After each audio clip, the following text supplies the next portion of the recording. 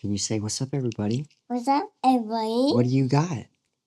I got a race car and GM. Oh, you got a race car and a GM. What colors are they? Green and red. Very good. All right, can you go play over there so that I can tell these people a story? Oh. Okay, very good. Once upon a time, I tasted that fabled 15 minutes of TikTok fame. I still remember it was December of 2019, and I had an itch that I couldn't scratch. You know, the funny thing about itches is that you don't choose to get itchy, right? And so at that point in my life, I had this strange desire that was hankering at my heart to start creating content online, whatever that meant. And the place that I felt drawn towards was TikTok, of all places. Here I am, a freshman in college, and let's just say at that point in time, TikTok was not cool. TikTok was where strange kids went to do bizarre TikTok dances. Nobody was really speaking much on the app yet, and I really had no idea what I was doing. I remember going to the library at Furman University and renting out a camcorder because I thought that a camcorder was going to film higher quality video than my phone. Let's just say it looked terrible. I had no concept of audio, sounded like I was in a tin can, and yet I started throwing my very first creative ideas out on the internet. My first video actually went, what I thought at that point was kind of viral, and went out to, I think, a couple 100,000 people. And that blew my mind. And so the ball just kept rolling. And next thing I knew, March came, and we all remember what 2020 was: COVID. You know, it's funny, I was thinking about the word viral. I was thinking about the fact that COVID was this viral disease, pandemic that spread across the world. And yet it was a term that we were using also at that time in a positive connotation for content that we were creating. I started chasing viral. I had my first video that really went out to a large audience of almost 1 million people right there at the beginning of COVID. And that thrust me into the hamster wheel. I started running after views, running after followers, and they were coming. And in the next 6 months or so, I went from 5,000 followers to nearly 300,000 on TikTok. And very quickly, my reasons for why I was creating began to shift. And my perspective of self, it started to inflate.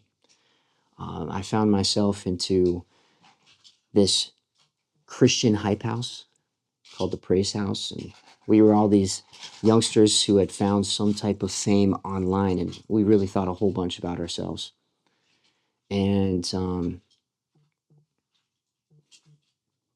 I started to lose the reason. I started not caring for the people I was creating the content for and caring more for how they made me feel and what it was doing for me. And I remember I got to a point, I think it was January or February of the next year, so 2021, where I was looking back over what I had made, and I started to recognize that most of my content was really hollow. A lot of it was pandering for views, and I didn't really feel like I was saying something that mattered.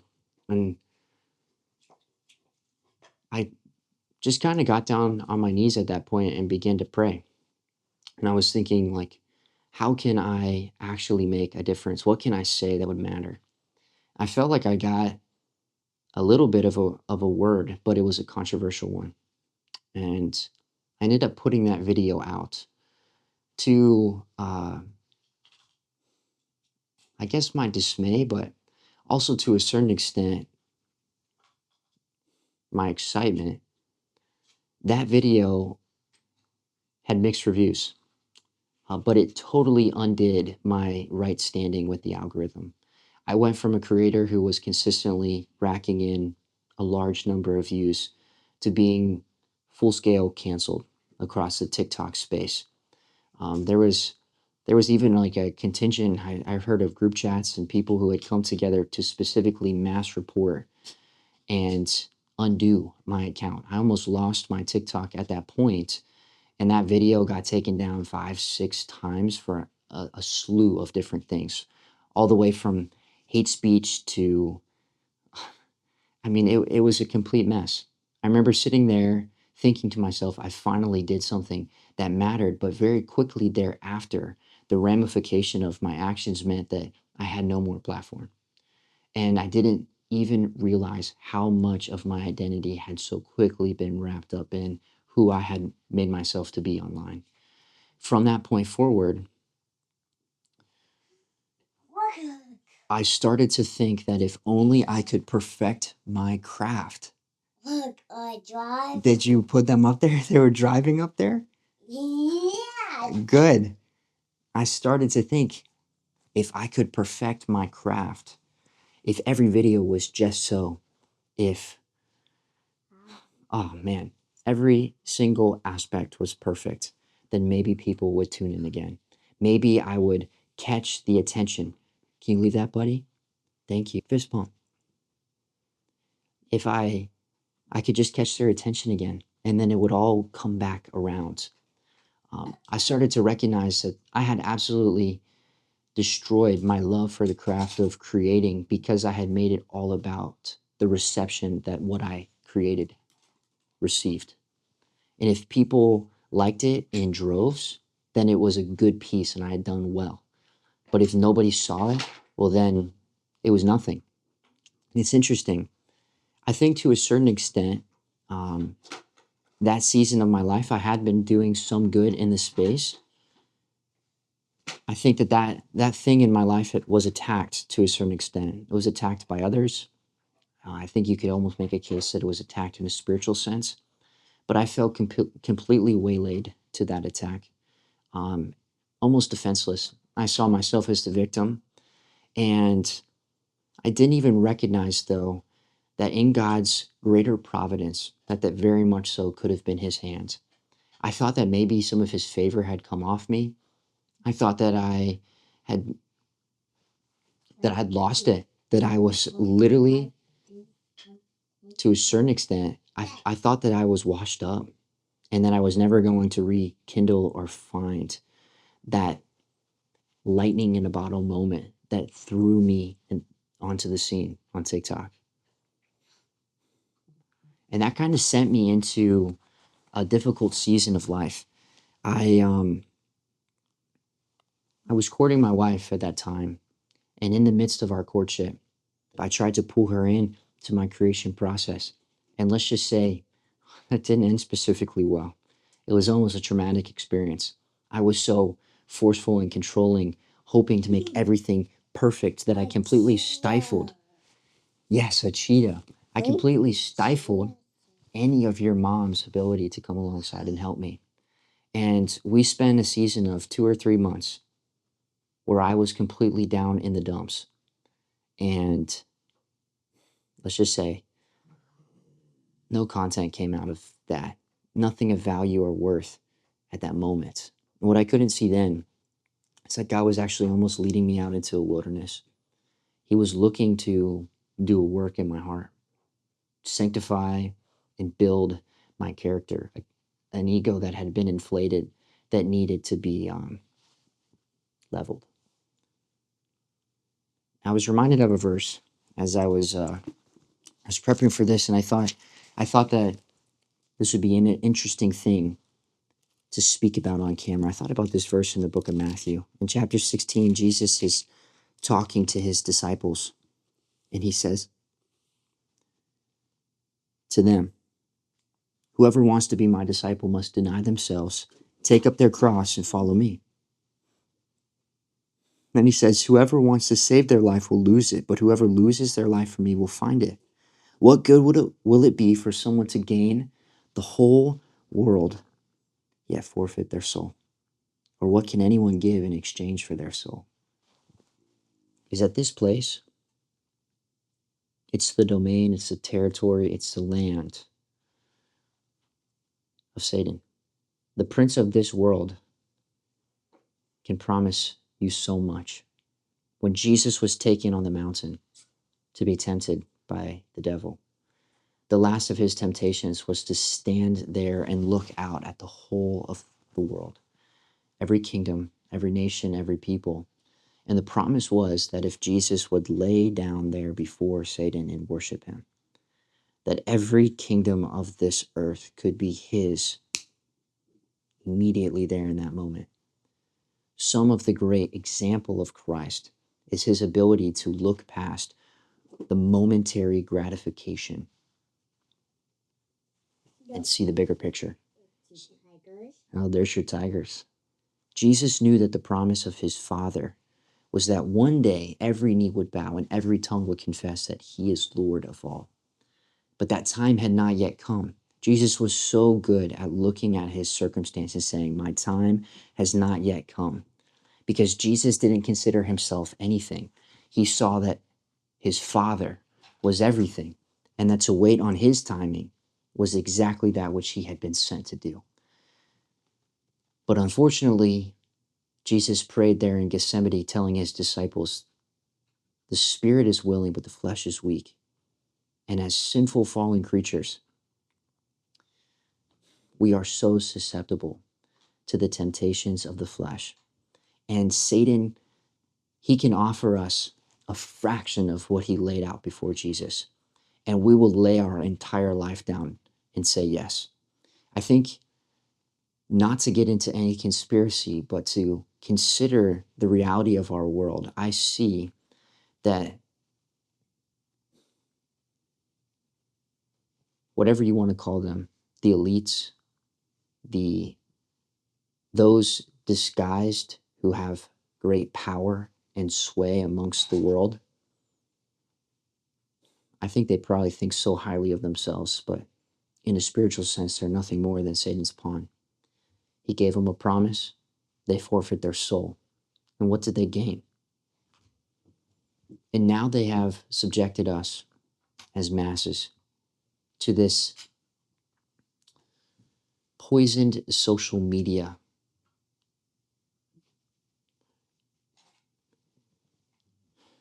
It's so rotten at its core, and yet it leaves every single one of us at a crossroads. And there is a decision that every one of us will have to make at some point in our life. Will we continue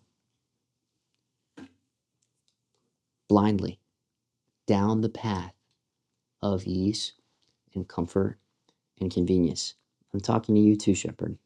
One day there's going to be a crossroads in your life, son, and you're going to have to decide, am I going to take the easy path? And so many will. You'll see many running down that road. Or will I take the path of suffering? And there's something inside of all of our hearts Yes. that tells us we don't want to suffer, buddy. Yes. That path of suffering, it's more than a roller coaster. It's a mountaintop to valley low trek through wilderness and desert, through hell and high water. Oh, that's so crazy. And we think that if everything is served up for us on a silver platter, we'll be happy. They've sold us this message that if you can have everything you've ever wanted, then you will finally be happy. But happiness is something that no man can capture. It's a fleeting emotion that is entirely circumstantial. The much greater pursuit is a life of joy. And joy recognizes that there is pleasure to be had in discipline. But no discipline seems pleasant at the time. It's painful.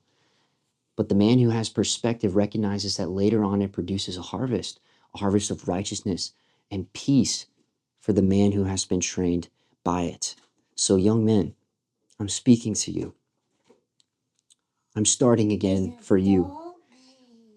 I'm speaking to my generation in hopes that we will set up a better world for his generation. And what I want you to remember is that the lie of social media, the woe that is that vice in so many of our lives, it is one of hopelessness, it is one of unfulfillment, and it is one of isolation. What I've recognized is that when the Lord pulled me away from social media, what did I find there in the wilderness? I actually found what it meant to truly live. And as hard as it is sometimes to recognize what the most important thing in life is, the most important thing in life is a devotion to your God. And in that devotion is loving with all of yourself in the most selfless and sacrificial of ways the people that He has graced your life with. I went on to marry that girl. Melina and I have been married for almost 4 years now, and we have 2 beautiful sons. This guy right here, can you tell them your name? What's your name? I'm Shepherd. This is Shepherd. He's the one who's going to care for the flock. He's going to be a uniter and a peacemaker. And he's not going to be afraid to fight back against the wolves and the lions and the bears to protect his flock because he's going to love them. This is such a wonderful young man. And in that time away, it's been 6 years since I put out that first video online. In those 6 years, I've gone on to start a family. I've learned so many lessons. I found that meaning in life is not found by having it easy. It's found by struggling underneath the load of responsibility. So young men, what is my call to you? Go and find something bigger than yourself to serve. Look at the people that God has graced you with in your life, your family, your friends, and the people around you who are lost and hurting, and consider a way that you could serve them instead of twiddling your thumbs, sitting in your bed. It is springtime when kings are meant to be at war.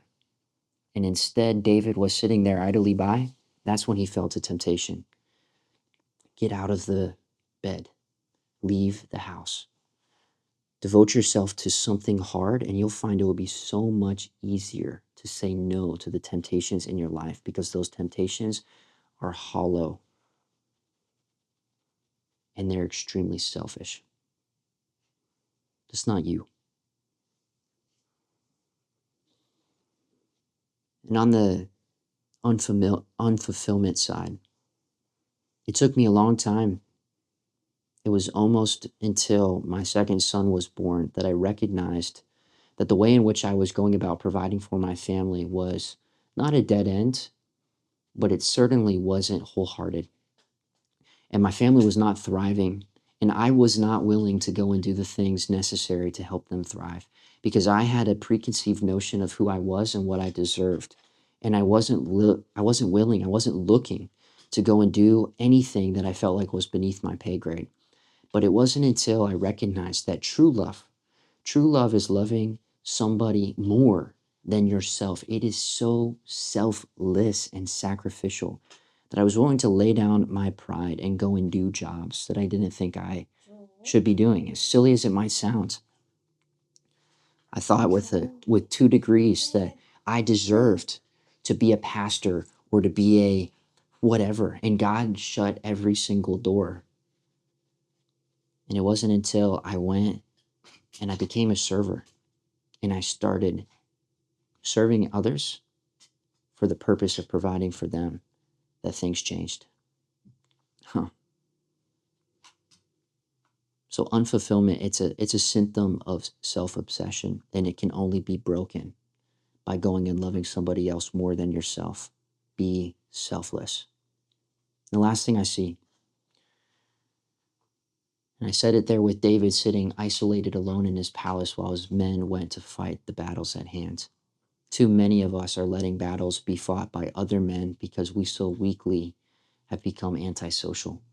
And what I see that is being bred through social media is this totally anti-human reality. And when I stopped trying to make myself something online for the purpose of being something online is when I returned back to skin on skin, life on life, community and fellowship. I thought if I could just make content that would speak through a screen, that I'd be doing something significant with my life because it went out to lots of people. But the most significant work I've ever done has always been where I could actually see that person, shake their hand, hug them through the grief, pick them up when they're down, speak truth, and watch as it gets the wheels turning in their mind, to look them in the eye and see the spirit of a man. That is what it means to live. And this world has robbed us of our hope. It's robbed us of fulfillment. It's robbed us of contact with others, and it has isolated us. That doesn't have to be your story. The fruit of your hand can be the beautiful story of a family. But God, for me, didn't give me those things until I bent my knee to Him. I don't want you to walk away from this message and hear that any of this was done through my own strength. Where I am, I attest entirely to the God of heaven, who in His grace looked down on a sinner like me and had mercy. And it wasn't until I was willing to say, I'm not enough. I don't have what it takes. I need you. It wasn't until that point of surrender that He truly showed up. Because at that point of surrender, there was an open door, and He came walking on through. So my plan is to make this unfiltered, candid, to the point content for young men. And I've tried to do that many times before. And I've failed every time because I looked at it through, how can I motivate myself to get the result that I want? And it's no longer about me. All I care is that my family is provided for well and that my God is honored. And I believe that that's what you want too.